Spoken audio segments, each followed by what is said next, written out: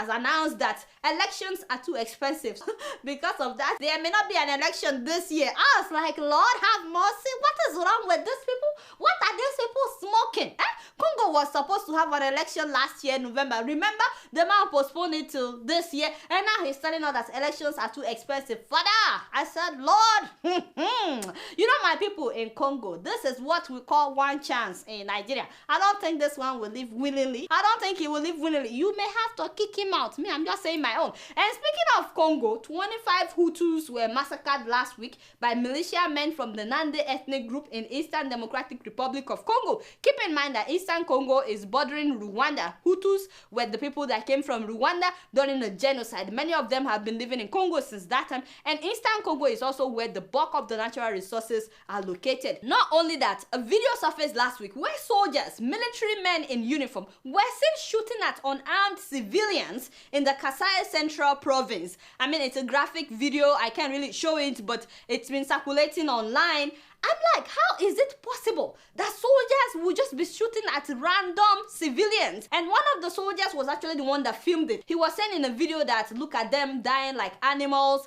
It's really sad that this is still happening. Human Rights Watch has been on top of this. Everybody has been condemning it. Only for a Congolese official to come out and say, oh, this did not even happen in Congo. Even when people could hear the soldiers speaking Congolese language. This is so not right. The president needs to wake up. All these politics that he's playing, telling people that election is expensive, he doesn't want to leave, and they are killing innocent people. This needs to stop. Guess what? I'm just keeping it real. Congo crisis, in a nutshell. Since 1996, over 6 million people have died in the Democratic Republic of the Congo, so that we, in the Western world, can benefit from its resources. Congo is extremely rich in gold, diamonds, copper, cobalt, tin, uranium, coltan, and many other precious minerals. Congo has 64% of the Earth's coltan, a precious mineral that is needed for our modern electronics like iPhones, iPads, computers, laptops, PlayStations, Xboxes, Nintendos, jet engines, inkjet printers, and the list goes on and on. In 1946, the Strategic Minerals Stockpiling Act was passed to obtain and stockpile cobalt. With the largest reserves of cobalt on the planet, Congo was targeted. Cobalt is a strategic and critical mineral that is essential for our aerospace, military, and defense industries. As the United States and the United Kingdom provide financial aid and military aid to countries such as Rwanda and Uganda, these neighboring countries plunder Congo's natural resources as the death toll rises. In 4 studies, the United Nations implicated multinational companies in sourcing coltan from Congo, stating that these companies serve as the engine of the conflict in the DRC. As the world benefits from Congo's riches, Congolese men, women, and children continue to be raped, tortured, starved, displaced, and killed. In 2010, a leaked United Nations report cited crimes of genocide may have been committed by the Rwandan troops. There is very little media coverage on what is actually happening in Congo. When Congo is covered by the media, it is often about rebel groups committing mass atrocities. What these reports do not cover are the funding, training, and the arming of these rebel groups by foreign governments. Nothing is ever mentioned about the Western-backed coups, wars, assassinations, or the involvement of foreign corporations in the looting of Congo. 48 women are raped every hour. Millions are displaced. Over 6 million dead. Half are children under the age of 5. What is happening in Congo is a silent holocaust.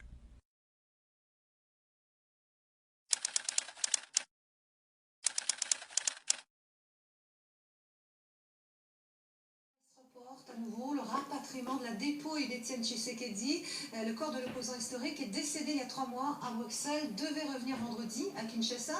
Mais pour son parti, la question des obsèques n'est toujours pas réglée. L'opposition accuse le pouvoir d'être responsable de cet échec. Écoutez le porte-parole de l'Union pour la démocratie et le progrès social. Nous avons reporté le rapatriement du corps du président tout simplement parce que notre permanence est occupée par la police. Nous avons été voir l'autorité de la police ces jours. Nous leur avons demandé de retirer les éléments placés devant la permanence et nous avons eu quand même accédé à la permanence aujourd'hui. Nous espérons que ça va continuer demain après-demain. Et au niveau du parti, nous allons examiner une nouvelle date où le corps du président pourrait être rapatrié sur Kinshasa. Nous allons poursuivre les discussions avec les autorités de la ville afin de trouver un compromis sur les lieux d'enterrement du président. Voilà des images et des propos recueillis pour nous par Francine Mokoko à Kinshasa. En marge de cette affaire, la situation dans le Kasaï inquiète l'ONU. Selon le Bureau humanitaire des Nations Unies, les violences dans cette région ont fait plus d'1 million de déplacés depuis le mois de septembre. Ilham Taoufiki raconte. Depuis Genève, Rein Paulsen a rassemblé des journalistes, car il a un cri d'alarme à faire entendre. La situation au Kasaï se détériore. Face à la crise, le chef du Bureau pour la coordination des affaires humanitaires de l'ONU semble bien dépassé. Nous avons au Kasaï une crise de protection des populations qui prend une proportion énorme. Et les premiers touchés sont les Congolais eux-mêmes, malheureusement. Ce sont eux qui souffrent de déplacements, de tueries. Ce sont eux qui sont au centre de tout cela. Une région hors des radars humanitaires et médiatiques où un drame se déroule depuis août dernier. Depuis que le chef coutumier Kamwina Nsapu est tué par les forces de sécurité. Certains des Kasaïens qui reconnaissent son autorité se soulèvent. Des civils, bandeaux rouges sur la tête, armés de machettes et parfois de vieux fusils, affrontent les soldats de l'armée régulière. Depuis août dernier, 40 fosses communes sont mises au jour, plusieurs centaines de morts, dont 2 enquêteurs de l'ONU, et des déplacés par dizaines de milliers qui viennent s'ajouter aux chiffres dramatiquement élevés au niveau national. Nous nous sommes retrouvés avec environ 3 700 000 personnes déplacées dans le pays. Dans le Kasaï, en 9 mois de crise, ce sont plus d'1 million de personnes qui ont dû fuir leur foyer. On enchaîne avec 2 informations. Le Gabon d'abord et la...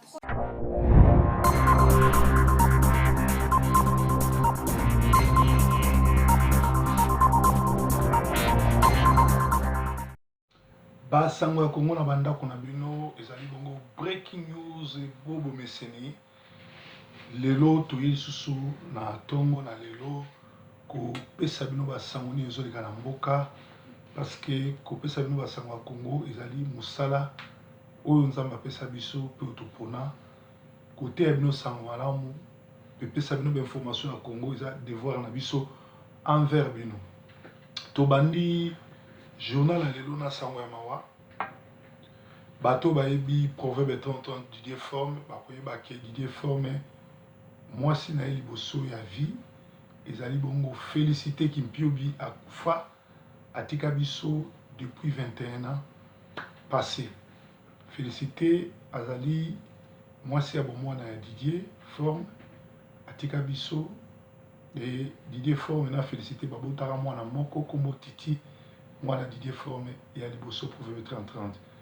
Alors Félicité azali mwana ya mama Fatou Njoli oyo bayebi ye mingi bavandi na banunu na matete. Mama Fatou azali kovanda na Kabambar na côté ya nini ya commune na Barumbu Kabambar 34. Bato bayebi masolo bayebi mama Fatou Njoli autaki kotika biso lobi atika biso le 9 je crois le 9 mai abelaki te atiki biso, c'est-à-dire que étant que maman oyo abotaki mwasi na ngai ya liboso ya vie toza na mwana donc nazali na mawa ya koyebisa bino na perdre mama bokilo na ngai na koma mama Njoli Fatou oyo atiki biso, c'est-à-dire mwana na ngai ya liboso Titi oyo ameti aza na matanga kolela koko oyo abokoli ye ba oyo bayebi mama Fatou bandeko ne mosusu baza na Londres, mosusu baza na Manchester, mosusu na Maroc fils wapi tozolela elongo bakokunda mama Fatou le 20 mai na Kinshasa. Donc ba oyo bayebi mama Fatou bayebaki mama Fatou Njoli aza lisusu na bomoi te. Basango ya Congo tozokende awa IDPS akoti kobimisa communiqué que comme prévu les 12 corps il y a Etienne Tshisekedi et kokende lisusu te comme prévu, c'est-à-dire que ba reporter en na une date ultérieure. Bandeko vraiment ezosala pasi na mawa ngai personnellement naza na kanda ya bosantu vraiment parce que papa Tshisekedi toloba makambo nyonso to esalama azala mabe azala malamu azali papa oyo ya biso aza congolais oyo akufi aserva mboka ezali devoir na biso ezali droit na ye akende kopema. Comment muto akufa depuis le 1er février tilelo et bembewana ezokundama te. De l'autre côté gouvernement oyo eza ba criminel bazolinga bembe kende na Kinshasa te. IDPS pe vandi nango lokola basi or que bokazo yango ya se découdre na Kabila parce que akoki kosambwisa biso te akoki kohumilier Tshisekedi te parce que Tshisekedi c'est un nom, Tshisekedi c'est un combattant, Tshisekedi c'est un papa qui a travaillé pour le Congo. Yenda pesi éveil, en tout cas, ceux qui m'ont akoufi azakana droit et à repos. Alors tu yebite pourquoi IDPS bazo sakana nangonga oyo bazo ke senga autorisation et pas Kimbuta et pas gouvernement ya kolela mutu na palais du peuple obeminaku na kengo adondo. Ce sont des abrutis de satanistes pédé batu oyo ba ke toko jijaka bango pe toko bomara bango. Alors ceux qui batu wana bazobo ya corps ya papa Etienne Tshisekedi et le lama na palais du peuple toko le lango partout. Toko le lango ata na terrain masina toko le lango même liboso ndako ne toko le lango partout. Problème ya te. Mais comment bozo tika bato ndemana ba sakana na bino bozo reconnaître que gouvernement wana eza illégal, Sénat eza illégal, illégitime en plus, Sénat illégitime, gouvernement illégitime, présidence illégitime, bazali sous ba président te lokola ba boy ko signer ba corps, ko respecter ba corps, bazali sous ba président Congo te. Bozo kende ko senga autorisation liboso ya bato baza illégal pe baza illégitime pona nini. C'est-à-dire bozo reconnaître ki bokonzi na bango, bozo reconnaître ke ba konzi na bino. En tout cas, IDP se décevoir na niveau moko ko kamwa na mona te mokonzi na bino akufi bolobi bolinga ye bazo sakana bino boye papa wana ole bakunda ye botiki pe kaka ndenge wana bovandi na bino bozo lela bozo seka bozo zela. En tout cas, IDPS ezali mawa mingi boza parti moko ya munene na Congo mais makambo bozo sala même papa Tshisekedi place azali biso za africain nga za mosala na Nzambe awa nazo be tant qu'africain na ndenge croyance africain place azali azokamwa ke tout le temps où il a passé 40 ans de formation, ata mutu azolanda ete. Parce que ceux qui Tshisekedi alaki akoko ndima babuso ba yo nyuso zo sala mate tala lelo chibala yo wana akoko ndima ki premier ministre étiquette oyo ba rafler ba poste nyonso ako diriger le moko te ako sala le moko te akei ko supporter Kabila. En tout cas, IDPS bo laksaki bo respectaka papa Tshisekedi, il faut bo kunda kor ya papa wana Kabila aza na droit ya kopekisa ebembe wana ezonga bakunda ngote. Kabila n'est pas un Congolais na yebi kaza na zuwa ayebi te soki bakokundaka eso bakopo aoza na cimetière te. C'est normal ayokela ebembe ya Tshisekedi zuwa ndenge bani ba rendre un dernier hommage. Mais en tout cas toza na droit ya kosenga eloko pa Kabila te parce que aza président Congo te aza illégal aza illégitime bakonzi wana nyonso tu esi kweya. En tout cas, vous se référez à Nangote, tout ça na révolution, occasion yango ya ko se découdre na bango pour na corps ya papa na biso et kundama. Soki baboye kundama na limité, boke ndoko kundama na kabe ya kamwanga.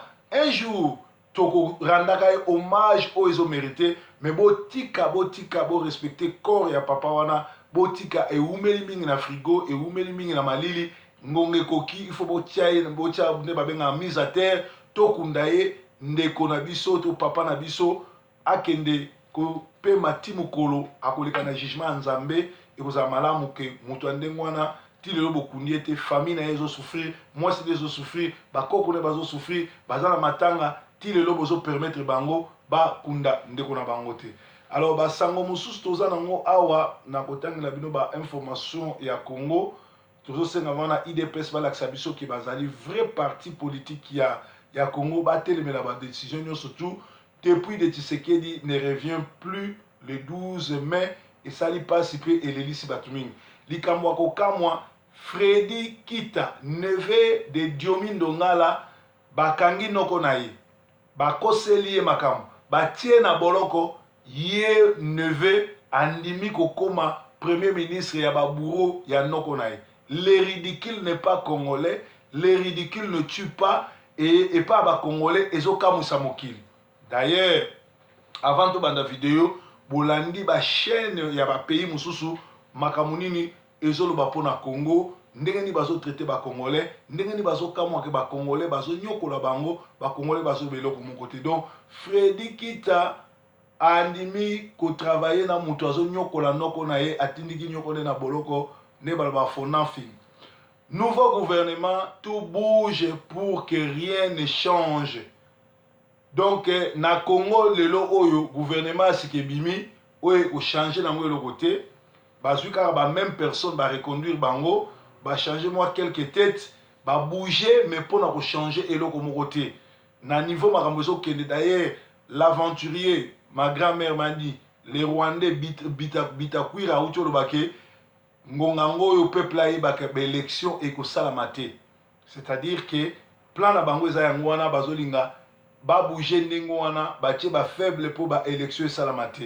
Ngana Sabino dans un pays sous occupation, on ne parle pas des élections, on ne parle pas des dialogues, on commence d'abord par chasser l'occupation et aller aux élections, sinon c'est tourner autour du pot. Voilà, Kabila illégal, illégitime, s'accroche au pouvoir par les armes, il ne veut pas céder parce qu'il a des Congolais qui sont cons et qui les respectent et qui suivent Kabila à la lettre, moyennant quelques billets de dollars de leur propre pays. Voilà, la République démocratique du Congo a un nouveau gouvernement nommé il y a un mois. Le premier ministre Bruno Tshibala a dévoilé la composition de la nouvelle équipe de transition censée sortir du pays de la grave crise dans laquelle il est englué depuis longs mois. On s'en souvient, la nomination du chef du nouveau gouvernement était intervenue après l'échec de la nomination engagée sous l'égide de la conférence épiscopale du Congo, la CENCO, torpillée par le Rwandais Joseph Kabila pour s'imposer comme seul maître du jeu, prétextant le manque de consensus entre opposition et majorité présidentielle sur la désignation d'un nouveau premier ministre. Il était passé en force. Une fois nommé, il lui faudra un mois, rien que ça, pour former son équipe. Une lenteur qui est sans doute symptomatique du malaise profond et persistant qui règne au sein de la classe politique congolaise. Alors, d'ailleurs, pour un nouveau gouvernement d'union nationale censé être ouvert à tous les courants politiques, il est loin d'en avoir l'allure et perpétue. Au contraire, la mainmise du pouvoir sur un exécutif décidément aux ordres.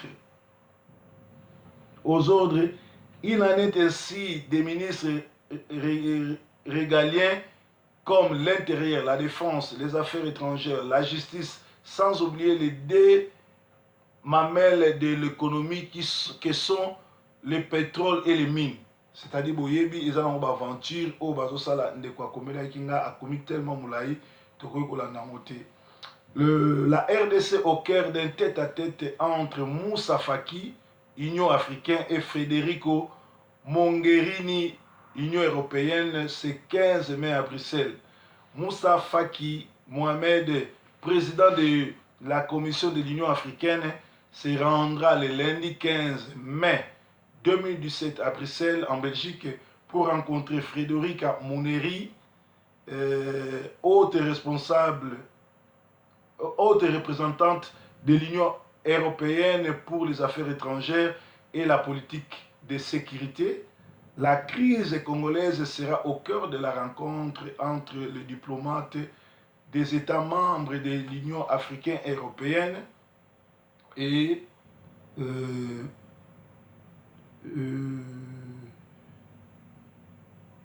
dans un communiqué publié le 15 mars dernier, le président de l'exécutif de l'OIA et le président de la République du Guinée, Alpha Condé, et le président de la Commission de l'Union